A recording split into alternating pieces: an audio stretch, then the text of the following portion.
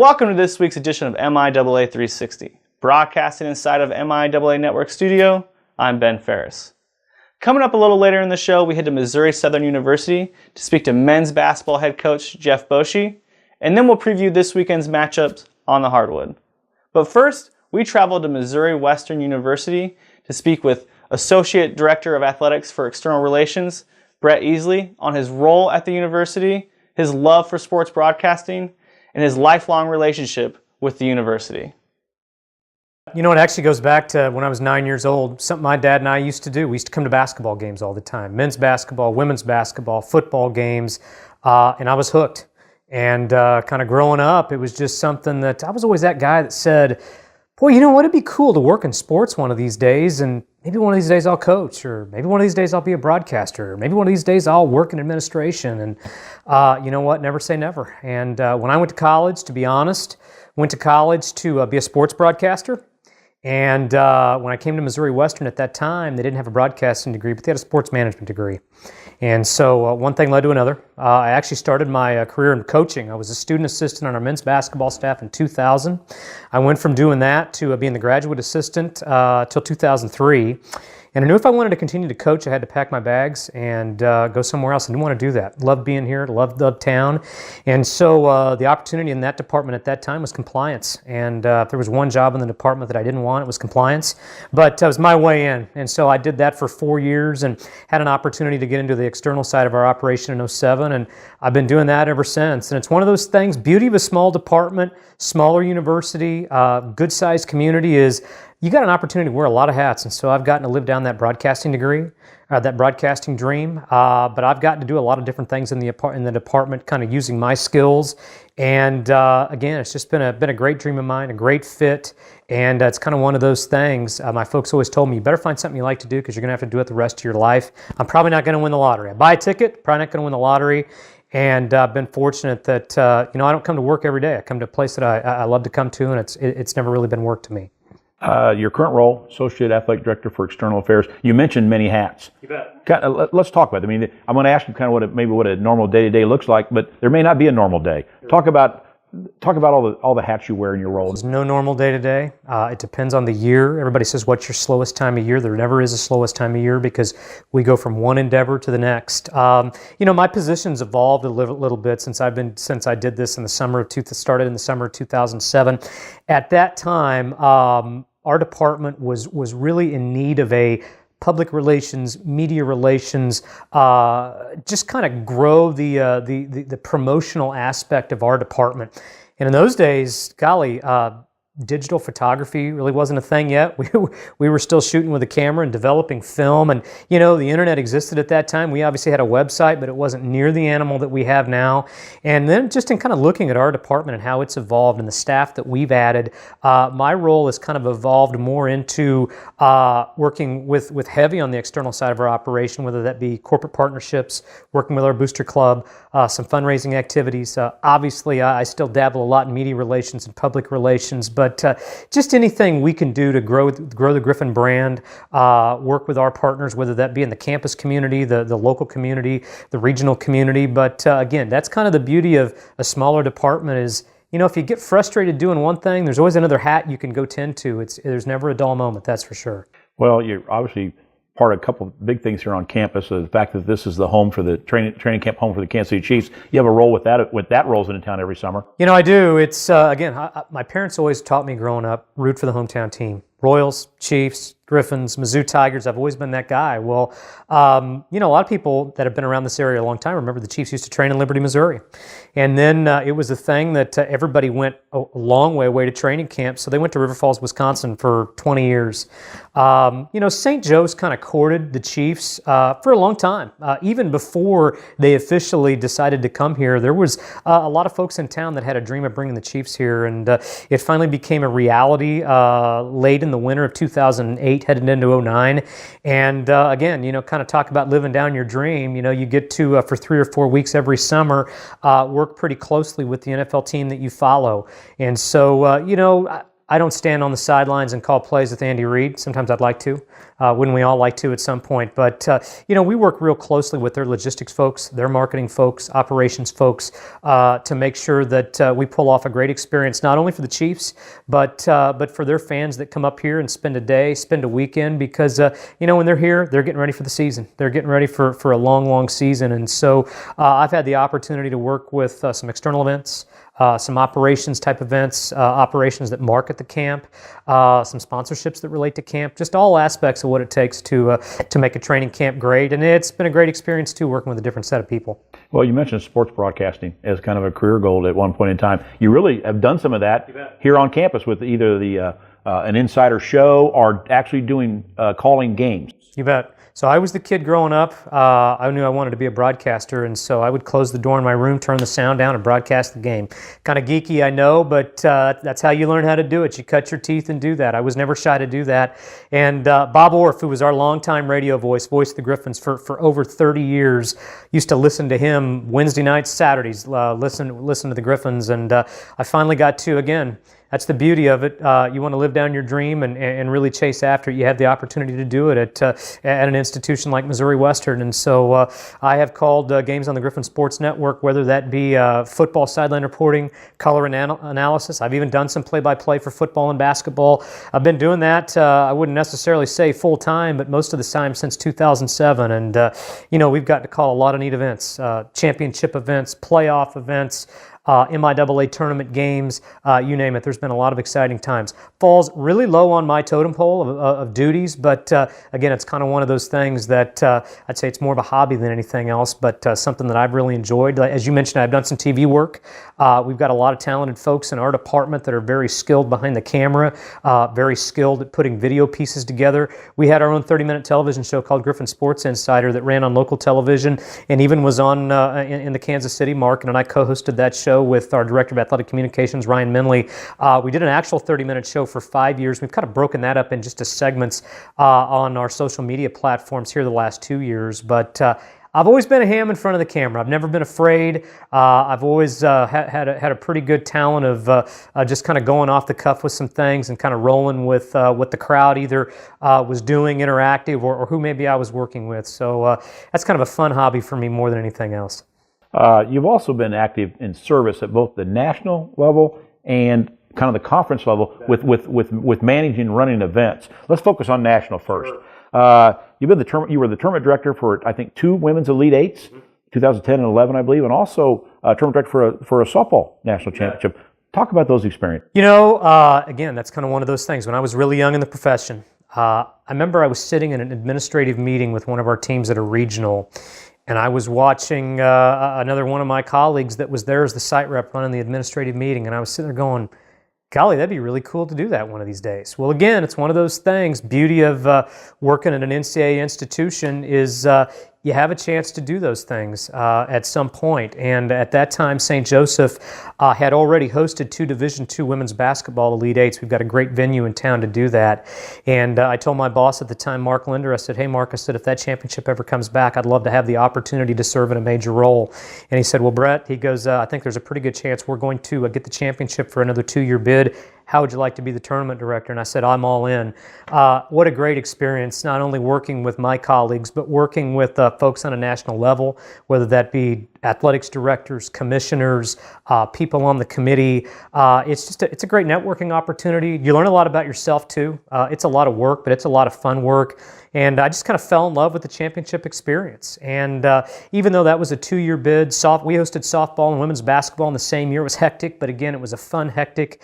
And that just kind of evolved into, obviously the MIAA has numerous championships throughout the fall, winter, and spring. And I had an opportunity when the MIAA formed their basketball tournament committee to get involved with that. I've been fortunate enough to chair that group for every year of its existence. I think we go into the 11th championship this year. It's scary to believe that I've been doing it that long, but time flies when you're having fun. And I just, those things never get old. I enjoy working with the people. The faces change occasionally, but again, the endeavor and our goal never does, and that's to provide a championship experience for student athletes and coaches. And it's a lot of fun year after year, to say the least. Yeah, you mentioned the basketball tournament. You played a key role there, but you've also helped with our golf championship and some other things. In fact, you've helped the league so much. You were the inaugural MIAA Volunteer of the Year recipient, I think back in 2009. You bet. That meant a lot, and certainly I look at it as a role that we serve working at our institutions is to assist in our championships. But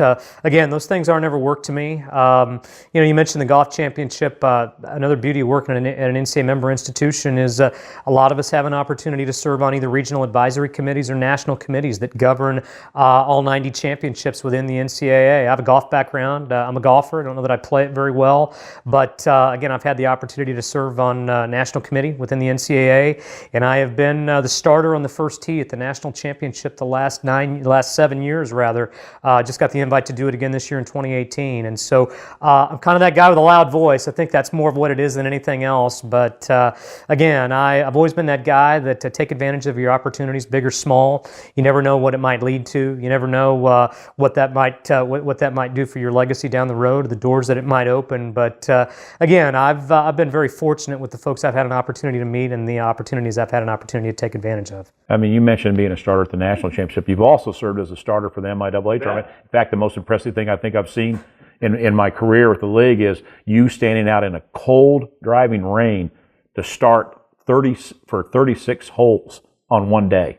It's kind of the beauty of spring golf. It may be 80, but there's a better chance it's going to be 45. And again, it's the thing I think we all have to remember as administrators in college athletics, or any level of athletics for that matter, especially at that level, it's all about the student-athlete experience. And, if I knew for that particular day, if I stood on that tee miserable, all the student-athletes were going to be miserable as well. And they may have been miserable anyway, but, especially on the first tee at a golf championship, everybody's nervous. Those student-athletes are nervous. They may tell you they're not, but they are. It's always hard at a golf tournament to hit that first tee shot. And so role of a starter is many, but essentially it's to give those men and women a great introduction, make them feel like they're at a big-time event, and make them feel welcome, hopefully calm their nerves a little bit.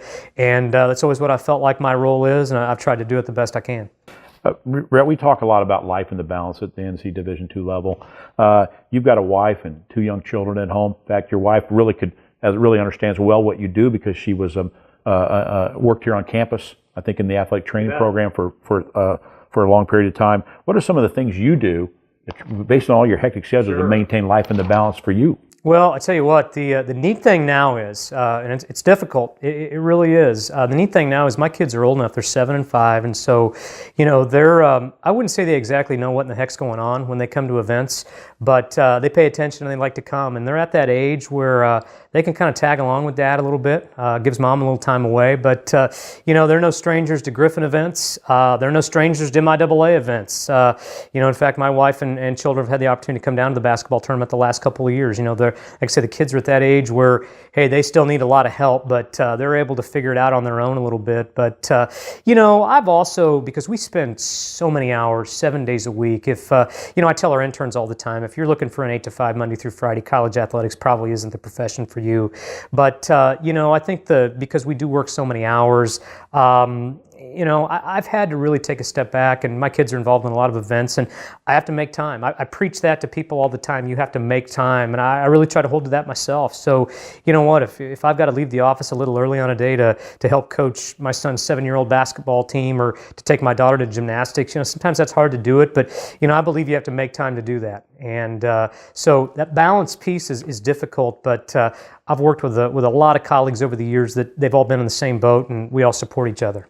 You touched on this just a minute ago, but my last question is, if a student athlete here on campus or just anybody would approach you and say, hey, I'm really interested in a career in athletics, I think, what are a couple of key pieces of advice you'd give them? I think I just heard you one saying, hey, if you don't like working 7 days a week or whatever, this might not be the profession for you at times. I have the opportunity to speak to some classes throughout the semester here on campus. I've had the opportunity to do a numerous amount of career days.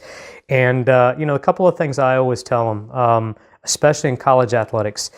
Internship-wise, you get the most experience out of your internships if you are willing to work for free.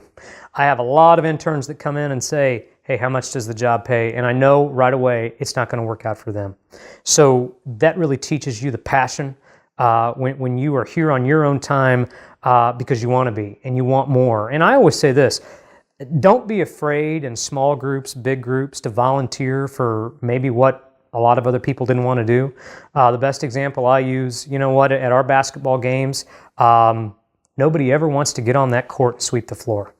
But you know what, I've stood in a group of 6 people that have all looked around and said, oh, the court needs to be swept, who's going to do it? And I've always said, you know what, nobody else wants to do it, I will, because it's got to be done.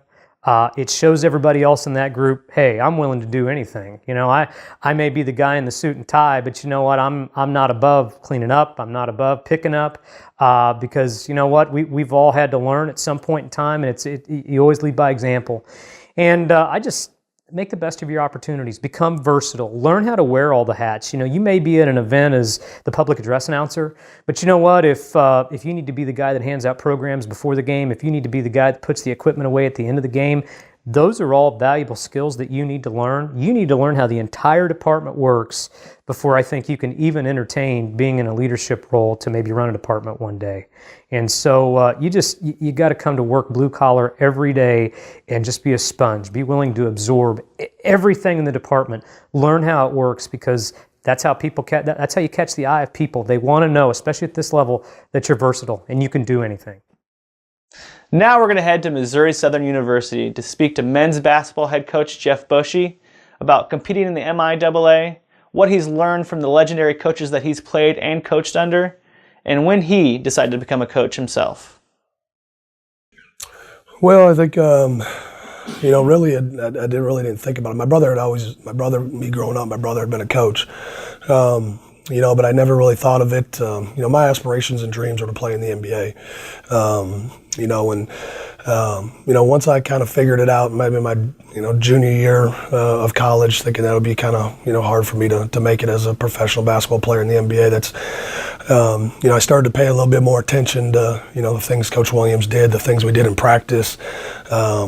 You know, and kind of ultimately, decided that's something I would fall back on if, I didn't make it in the NBA or went overseas and played for a little bit and, came back and, that's something that I'd want to do. And, after I got done playing in Europe and in some minor leagues here in the States, I just kind of got sick and tired of living out of a duffel bag and moving around and, decided to hang it up and get into coaching and, was fortunate enough to find a place and a home in Kansas City at Blue Valley Northwest to get my career started.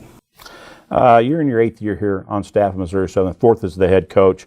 When you're sitting down talking to a prospective student athlete, talk about kind of how you describe kind of the D2 philosophy, life in the balance, a combination of importance of athletics, academics, community service, experience in campus life as a normal student.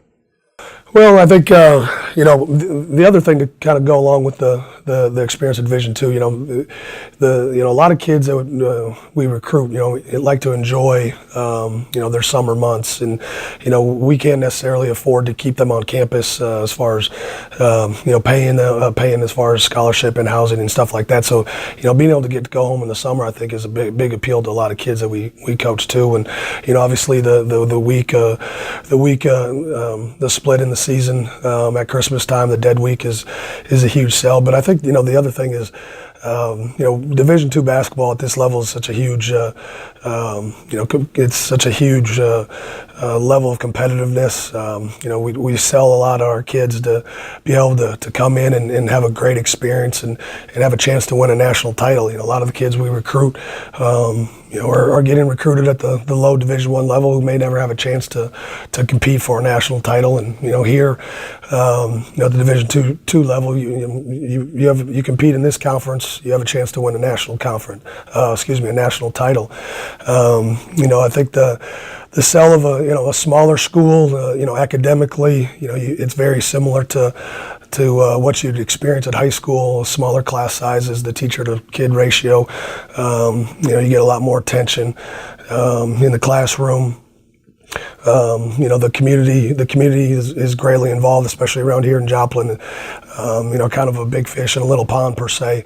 With 5 TV stations here on campus or here in town, and the local newspaper. We're front page of the local newspaper every game, before and after every game. So you're going to get a big time feel at this level, especially in a community like Joplin. Talk a little bit about the level of play and kind of competing here in the MIAA.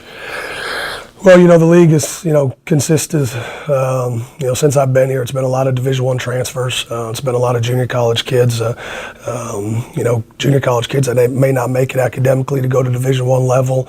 More recently we've had a influx of high school kids that you look at the schools like Northwest who have developed kids, the 4-year kids, and developed into really good players. And like I said before, the talent level at this level, at the Division II level, is very similar to what you're going to see at a low Division I. Many of the top teams in our league can compete at that low Division I level conference. And like I said, it's a huge selling point just to the fact that you got a chance to win a national title. If you can compete in this league, you got a chance to win a national title, and I think that's a huge selling for us recruiting-wise. We're about a month away from the MIAA tournament in Kansas City. You've had some success there. Do you enjoy coming to Kansas City and being part of the tournament in Kansas City? Well, I do. I've played in the Big 12 tournament as a player, and it's got a very similar feel. Obviously, you don't get to 18,000, 19,000 people, but, it's got a very good feel. The MIAA does an unbelievable job of putting the tournament on and running it high class, putting us up in downtown Kansas City at the Marriott, and, having the afternoon session, having the night session, having the women and the men together, I think is, it's huge for the fans. I think the fans of each school get into it, and, the farther along that you can advance, just the better experience it is for the student athlete. We've had Division I kids who have transferred in and played in the MIAA tournament, and they rave about, how much of a great experience this is as compared to where they were. And you got to give that a lot of credit to the MIAA, the way they put it on and really make it a first-class event. You mentioned you played under legendary coach Roy Williams. You worked here on staff with Coach Korn. And you mentioned you started your career kind of at the high school level, working with a successful high school coach Ed Fritz at Blue Valley Northwest. Talk about some of the things maybe you've learned from each of them and kind of become part of your philosophies and your style as a coach. Well, I think any coach takes, like you said, a little bit of everything from everyone that you've been under. With Coach Williams as a player. His attention to detail of every little aspect, whether it's just in practice. His practices were geared to be so much harder than the games, and that's the way it kind of was. You got to the games and it was kind of relief a little bit for to play the games because his practices were so hard. Every practice was down to the minute. He was respectful of our time. Sometimes you get coaches and you're doing things bad. As a team, you're not doing things the way the coach wants you to, and they'll keep you longer. But Coach Williams, when he had a practice plan, he always stuck with the time. So if we were only supposed to be there for an hour and 15 minutes, we were only there for an hour and 15 minutes. So he was. That is something that I really respected as him as a player. He wasn't the type of guy to overwork you, and if he was a very honest guy, at the same time, he was very demanding. It was the hardest 4 years of my life. Very demanding, expected a lot out of you, and rightfully so. You're playing at the highest level of college basketball. He expects a lot out of you. So, very intense competitor, and that's something I took from him. When I started coaching and moving on to Blue Valley Northwest, I think the biggest thing I took from Ed is his intensity. I was kind of a laid back, quiet guy. And once I got around Ed, he was a yeller and screamer when I first got there, and he kind of broke me in as far as gave me a lot of responsibility as a coach to get after guys, and that's something I kind of learned on the fly, is to be more intense as a coach. Being here with Coach Korn, Coach Korn was great from day one that I started. He had the trust in me to coach the offense right away. He gave me a lot of responsibility. He was a very hands-on guy, but he let his assistants do so much that gave me a lot of in-game experience as a head coach. And then transferring to associate his last year, him knowing that I was taking over, he was really good at, letting me just run a lot of the stuff. Obviously I would still run everything by him with my opinion and, what I thought, and, he'd nix it or say yes, but he gave me, in practice, I did a lot of the coaching in practice, and, he was just great for the transition from me to being the associate to the head coach. And that's a big jump from being an assistant and associate head to transferring over to being a head coach. And I think, where I'm at now compared to where I was when I first started, I think now it's, I think before when I first started, it was always about results, wins, losses. I put so much pressure on myself, and now I think the biggest thing with me and my assistants is I want to make sure we get the right kids in here. I want a culture of positivity. I want a culture of guys that are holding themselves accountable. I want kids that are, going to hold themselves accountable and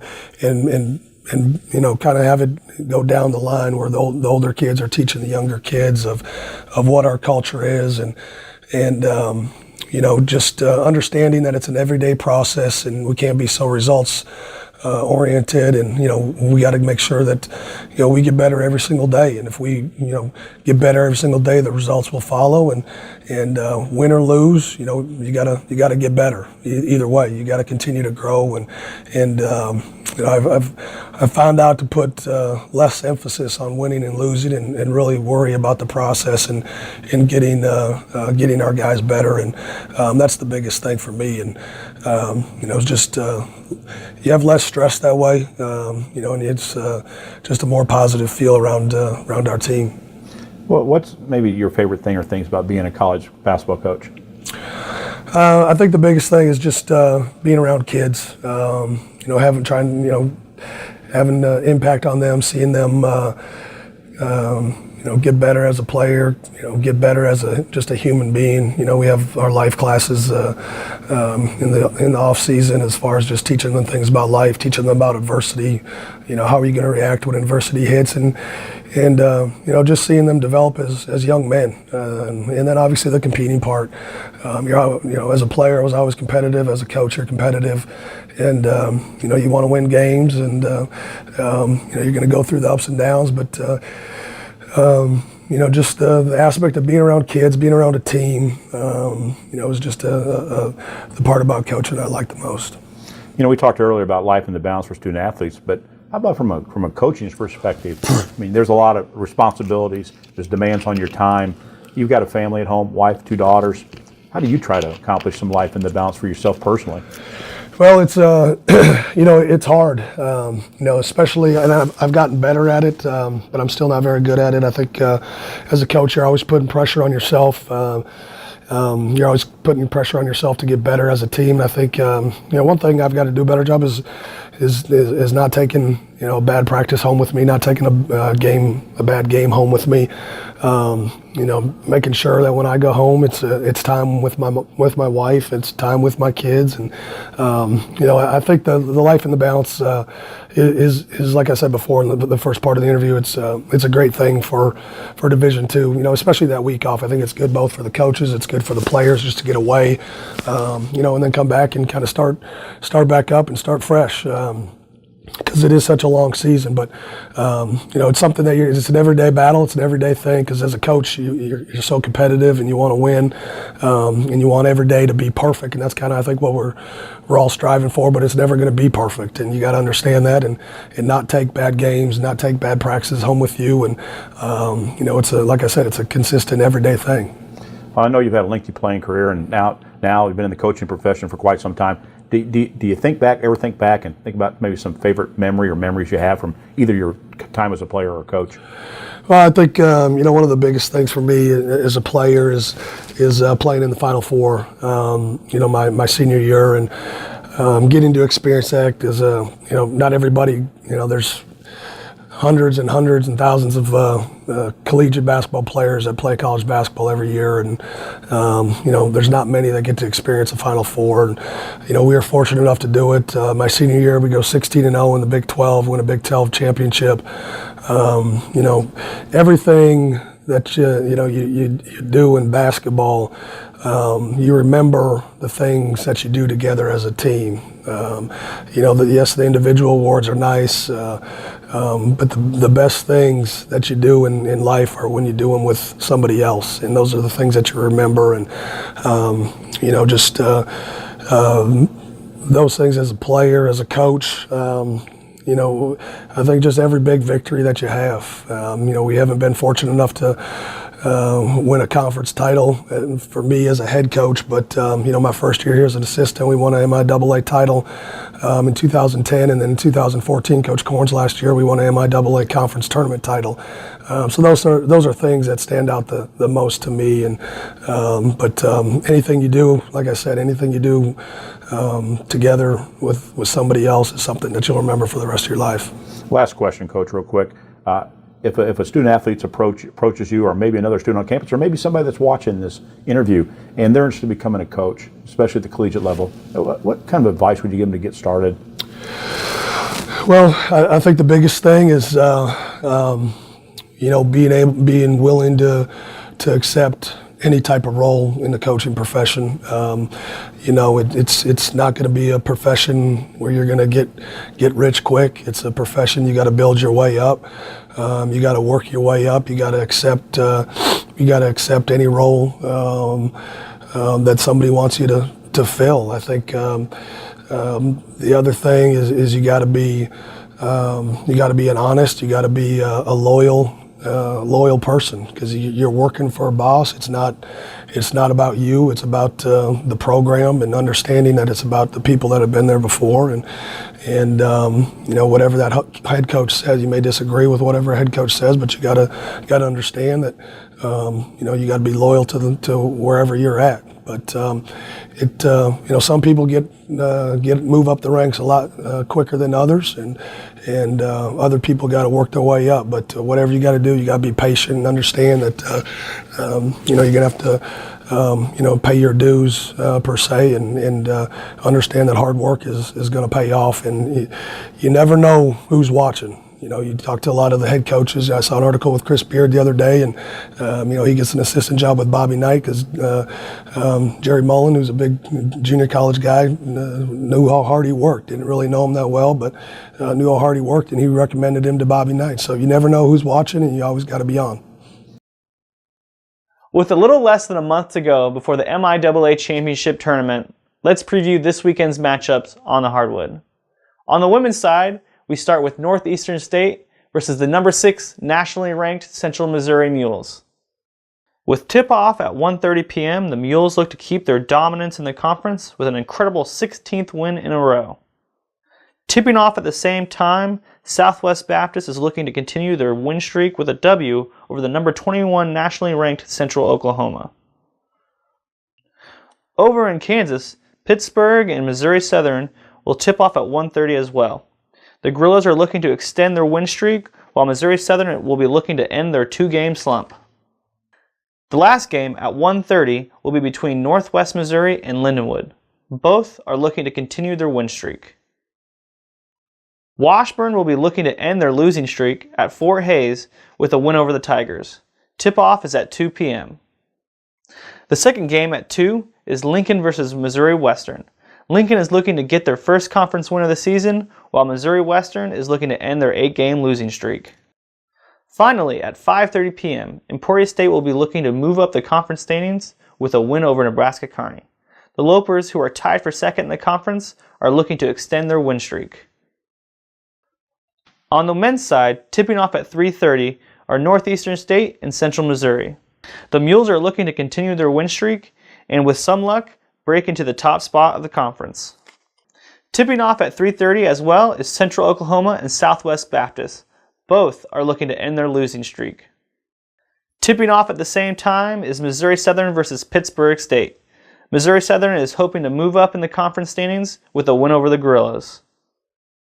The last game at 3:30 is Lindenwood versus the nationally ranked number 6 Northwest Missouri. The Bearcats are looking to stay atop of the conference standings with a win. Over in Kansas at 4, the Fort Hays Tigers will be looking to take down the top-ranked Washburn Ichabods. The Ichabods will be looking to stay tied for first in the conference, with Northwest Missouri with a win over the Tigers. Also at 4, Lincoln will be looking to bounce back with a win over Missouri Western. The last game of the night will be Emporia State versus Nebraska Kearney at 7:30 p.m. Emporia State and Nebraska Kearney will both be looking to end their losing streak. Well, that's our show for the week. From all of us here at the MIAA Network, thanks for watching. I'm Ben Ferris, and until next week, bring your A game.